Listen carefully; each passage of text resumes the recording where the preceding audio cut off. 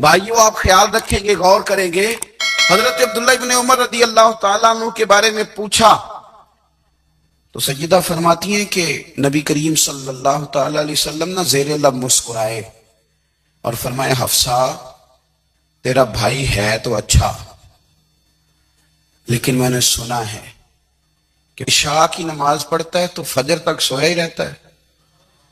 او نوجوانوں، 10 بجے تک سونے کی بات نہیں ہوئی، 9 بجے تک سونے کی بات نہیں ہوئی، 11 بجے اٹھنے کی بات نہیں۔ حضور فرمانے لگے میں نے سنا ہے کہ عشاء کی نماز پڑھ کے سو جاتا ہے اور فجر تک سویا ہی رہتا ہے، اسے چاہیے کہ تہجد کے وقت اٹھا کرے، اللہ کی بارگاہ میں حاضر ہوا کرے، آہوزاری کرے، سجدے کرے، عبادت کرے، اٹھتا ہے اور فجر میں جا کے اٹھتا ہے۔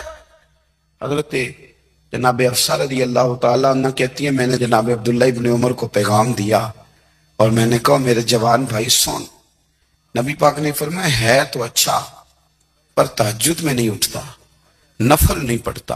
او میری ملت کے جوانوں، مزہ نہیں آ جاتا جب ساری دنیا سوئی ہو، ساری دنیا، اور بستر بھی گرم ہو اور نیند بھی پورا غلبہ کر رہی ہو، اور اچانک گھنٹی بجے دماغ میں، آنکھ کھلے، گھڑی پہ نظر پڑے، 3:30 4 بجے کا پیغام گھڑی بتائے، اور کوئی چڑھتی جوانی والا اٹھ کے وضو کرے، اور جب وہ مصلی کھول کے بچھائے تو مدینے والے محبوب کہتے ہیں کہ ہر نماز پہ رب ثواب دیتا ہے، اور جو اٹھ کے تہجد کی نماز پڑھے اسے دیکھ کے تو رب مسکراتا ہے، جو اس کی شان کے لائق ہے، جو اس کی شان کے لائق، وہ مسکراتا ہے، خوش ہوتا ہے کہ میرا بندہ تہجد میں اٹھ گیا، وہ مسکراتا ہے۔ کاش ہماری صبحیں کبھی اپنے مالک کے نام ہو جائیں۔ اللہ تبارک و تعالی جب مسلمان کو توفیق دے اور اللہ کی بارگاہ کی جانب وہ رجوع کرے تو پھر اس کا رویہ یہ ہونا چاہیے کہ اس کی توجہ ہو اللہ کی جانب۔ ہمارے ہاں تسبیحات پڑھ لی جاتی ہیں اگر کبھی موقع ملے، لیکن وہ خاص انہماک، وہ خاص شوق، وہ خاص ذوق اللہ تبارک و تعالیٰ کی عبادت کا، ایک ہوتا ہے نماز پڑھنا، ایک ہوتا ہے اہتمام کے ساتھ نماز پڑھنا، یعنی ذرا وقت پہ اٹھنا، ذرا صحیح کر کے وضو کرنا، ذرا شوق سے مصلی بچھانا۔ ایک ہوتا ہے تسبیح پڑھ لینا، اور ایک ہوتا ہے ذرا تھوڑا سا نا شوق کے ساتھ اللہ کو یاد کرنا۔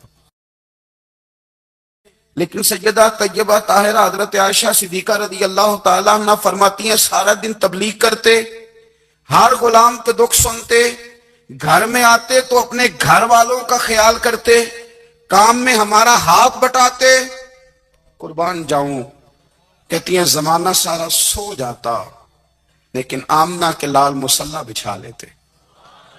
دنیا سو گئی، ساری سب سو گئے، جو خدام تھے، وہ جو غلام تھے وہ سو گئے۔ صحیح مسلم میں لفظ ملیں گے، سیدہ پاک فرماتی ہیں او میرے نبی کے غلاموں، میں نے یہ رنگ بھی دیکھا ہے کہ حضور نے اتنا کھڑے رہے، اتنا قیام کیا، اتنا قیام کیا کہ مقدس پیروں میں ورم آ گئے، سوج گئے پیر، اتنے بڑے۔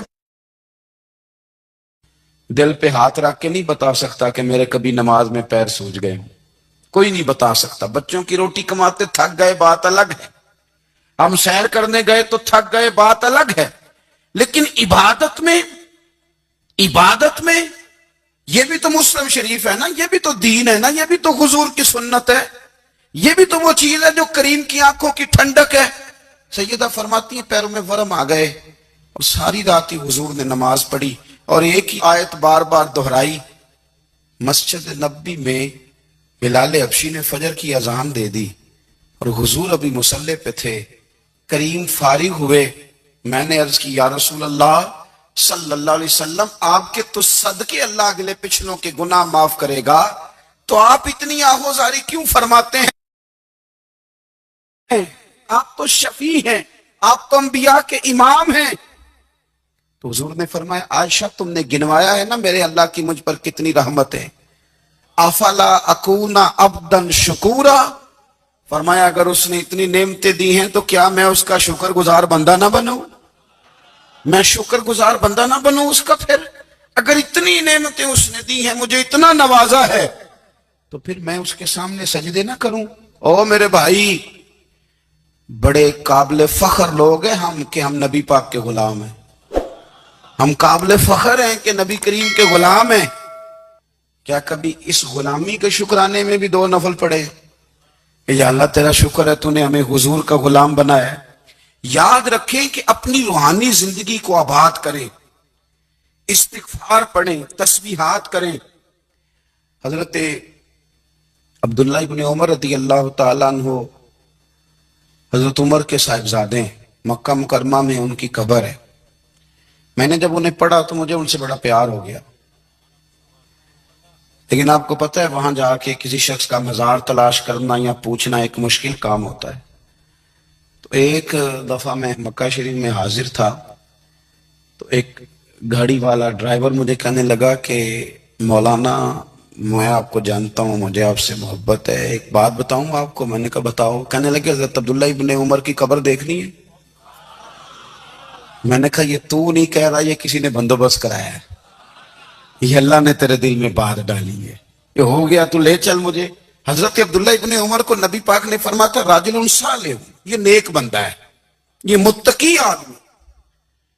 حضرت عبداللہ ابن عمر رضی اللہ تعالیٰ عنہ سیدنا فاروق اعظم رضی اللہ تعالیٰ عنہ کے صاحبزادے ہیں، اور ان کی ہمشیرہ سیدہ حفصہ رضی اللہ تعالیٰ عنہ حضور کی زوجہ محترمہ۔ ایک دن اپنی ہمشیرہ سے کہنے لگے کہ نبی کریم صلی اللہ تعالیٰ علیہ وسلم گھر میں آئے نا، اور اگر حضور غم امت میں پریشان نہ ہوں، طبیعت کو حشاش بشاش دیکھو، تو ذرا پوچھنا تو صحیح حضور کا میرے بارے میں کیا خیال ہے، پوچھنا تو صحیح کہ کریم کی بارگاہ میں میرا کیا مقام ہے، میرے بارے میں حضور کیا فرماتے ہیں۔ اب بہن کو کام بتائے، اور بتائے بھی بھائی، اور پھر بہن وہ کام نہ کرے، یہ تاریخ میں ہوتا نہیں۔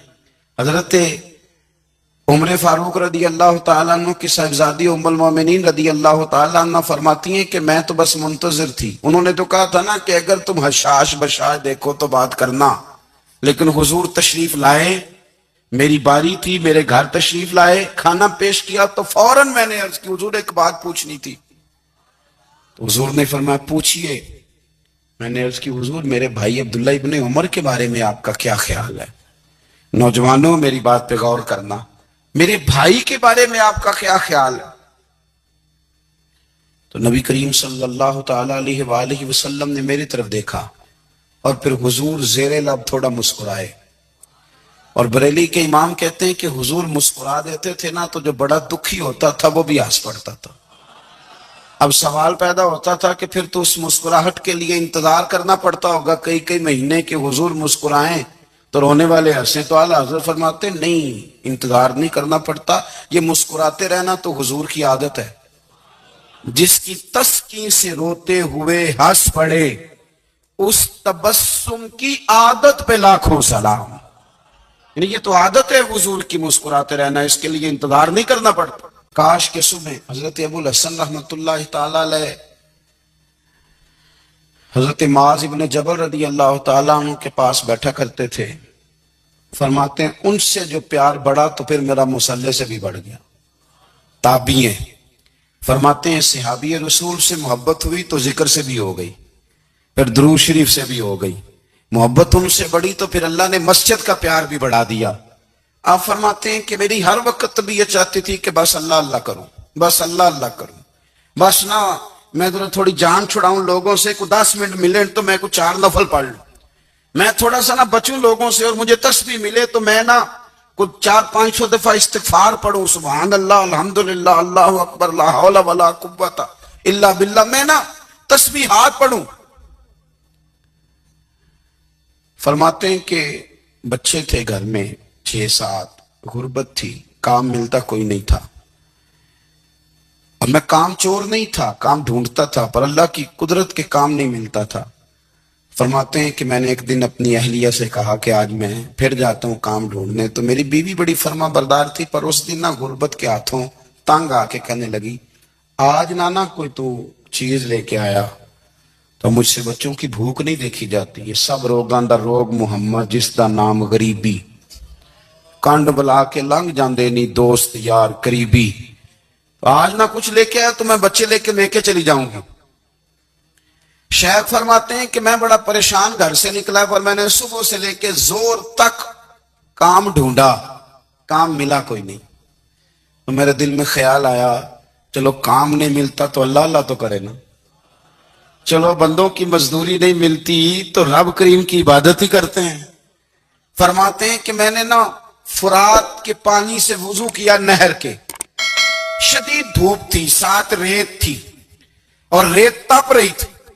میں نے اپنا رومال وہیں مصلی کے طور پر بچھا لیا اور فرماتے ہیں کہ زور سے لے کر عصر تک نماز پڑھی, دھوپ بھی پورے زور پہ پر میرے سجدے کا ذوق بھی پورے زور پہ. فرماتے ہیں سورج بھی چمک رہا ہے اور رب کی عبادت کا ذوق بھی پورے زور پہ. میں سجدہ کروں تو پھر میرا اٹھانے کو جی نہ چاہے. میرے استاد لکھا کرتے تھے, یہ ان کا شعر ہے, وہ کہا کرتے تھے مجھے سوز دے, مجھے ساز دے اور مجھے نیم شب کا نیاز دے, دم سجدہ خود کو میں توڑ دوں, مجھے ایسا ذوق نماز دے. اور میں تیری بہار کا پھول ہوں, میں کھلا بھی ہوں تو تیرے لیے, مجھے میری شاخ سے توڑ لے, مجھے اپنی زلف کا ناز دے. بھائی فرماتے ہیں کہ عصر تک میں نے نفل پڑھے, دل ڈھلنے لگا, عصر کی نماز پڑھی اور میں وہاں سے چلا. اب میں جب نکلنے لگا تو دل میں خیال آیا کہ چھوٹی چھوٹی دیواریں ہیں گھر کی, بغیر کچھ لیے جاؤں گا تو بیوی دور سے دیکھے گی تو شور کرے گی کہ پھر خالی ہاتھ آ گیا ہے. کہتے میں نے اپنے اسی رومال میں جس میں نے نماز پڑھی تھی نا, رومال میں کیا عقیدہ پنجابی جسافہ کہتے ہیں, اسی میں نا میں نے کچھ ریت بھر لی کہ وہ دور سے دیکھے گی تو سمجھے گی کچھ لے کے آیا ہے, چلو جا کے اسے بتا دوں گا کہ آج پھر مزدوری نہیں ملی. کہتے ہیں وہ ریت لے کر جب میں گھر میں گیا تو پہلے بیوی دروازے پہ کھڑی ہوتی تھی, پوچھتی تھی خالی ہاتھ آ گئے ہو, آج میں نے دیکھا تو ہے ہی کوئی نہیں. فرماتے ہیں میں اندر داخل ہوا, سلام لی, ایک کونے میں میں نے وہ رومال رکھ دیا اور میں نے آواز دی کہ بھلی مانس کہاں ہو؟ تو وہ کہنے لگی آپ منہ ہاتھ دھو لیں, میں روٹی لے کے آئی. میں نے کہا روٹی کہاں سے آ گئی, یہاں تو کئی دنوں کے فاقے, تو کئی دنوں کی غربت ہے, یہاں تو اس گھر میں تو فقیری ہے. فرماتے ہیں کہ وہ روٹی لے کے آئی اور اس وقت کی جو موجودہ نعمتیں تھی, سمجھ لیں سلاد, اچار, ہر چیز ساتھ لائی. میں نے کہا کہ بچے کہاں گئے؟ کہنے لگی وہ کھانا کھا کے کھیلنے گئے, آپ کھانا کھا لیں آ جاتے. کھانا اس نے چن دیا. میں نے حیرت انگیز لہجے میں ساری نعمتیں اپنے دسترخوان پہ دیکھ کر کے بیوی سے پوچھا یہ کہاں سے آیا کھانا, بچوں کو تو نے کہاں سے کھانا کھلایا, یہ سارا کچھ کیسا ہے؟ تو کہنے لگی پتہ نہیں آج آپ کس کریم کی مزدوری کرنے چلے گئے تھے, پتہ نہیں کس کریم کی, میرے گھر میں تو اتنی نعمتیں آئی ہیں کہ مجھ سے سنبھالی نہیں جا رہی, اتنا اناج ہے, اتنا گندم ہے, کس کریم کے دروازے آج چلے گئے تھے. یہ کہتے کہتے وہ اٹھی اور اٹھ کر کے کہنے لگی پہلے بڑا کچھ آیا تھا, اب کیا لے آئے ہو؟ اور جا کر کے نا اس نے وہ ریت والا رومال کھولا, کہنے لگے میں تو لے کے آیا تھا ریت, تو میرے رب نے اسے بھی سونے اور ہیرے بنا دیا تھا. جب آپ کی توجہ اللہ کی جانی, میرے نبی پاک صلی اللہ تعالی علیہ وسلم نے فرمایا ہر چیز اپنے رب سے مانگ, ہر چیز مانگ, ہر چیز مانگ. یا رسول اللہ کیا کچھ؟ میرے محبوب نے فرمایا تیرے گھر میں نمک بھی ختم ہو جائے تو وہ بھی اپنے رب سے مانگا کر, تو مانگنا وہ تجھے دے گا, تو اس کی بارگاہ میں کشکول طلب دراز تو کرنا. اور ترمذی شریف میں عجیب لفظ ہے, رسول کائنات نے فرمایا, رب کریم فرماتا ہے جب میرا بندہ ہاتھ اٹھاتا ہے نا تو مجھے حیا آتی ہے کہ میں خالی کیسے لوٹا دوں اس کے. اتنے بڑے بادشاہ کی بارگاہ میں, او بھائی لوگوں سے عزتیں تلاش کرتے ہو تو وہ کیا تمہیں عزت دیں گے, وہ تو کل اچھا کہتے ہیں پرسوں برا کہنے لگ جاتے ہیں. لوگوں کے سامنے گڈ بک میں آنا چاہو گے تو وہ تو سویرے تمہارے بارے میں کچھ کہیں گے, شام کچھ اور کہیں گے. اپنی روحانی زندگی آباد کریں, اپنے مسلح کو وقت دیں اور دنیا سے چھپ کر اس موبائل کو بند کر کے اور اپنے آپ سے بھی چھپ کے اور تنہا ہو کے چھپا کے سارا کچھ اپنے آنسو اپنے رب کی بارگاہ میں پیش کریں, اس کے حضور حاضری دیں. سنو نا ترمذی کی حدیث اور اسے یاد رکھنا, نبی پاک علیہ السلام نے فرمایا اپنے دکھ لوگوں کے سامنے نہ بیان کر دو، سیٹھوں نوابوں کو نہ بتاتے پھرنا، دنیا داروں کے سامنے جا کے نہ رونا کہ میں تکلیف میں ہوں، فرمایا اگر دنیا داروں کو دکھ بتاؤ گے رب تمہیں کبھی غنی نہیں کرے گا، اور لوگ ہیں کہ الٹا مذاق اڑائیں گے۔ آپ کی جس سے بڑی پکی یاری ہے نا، پکی، وہ تب تک پکی ہے جب تک آپ نے 50,000 مانگا نہیں، اور جس وقت آپ نے کہہ دیا کہ میں مجبور ہوں میری مدد کر، تو پھر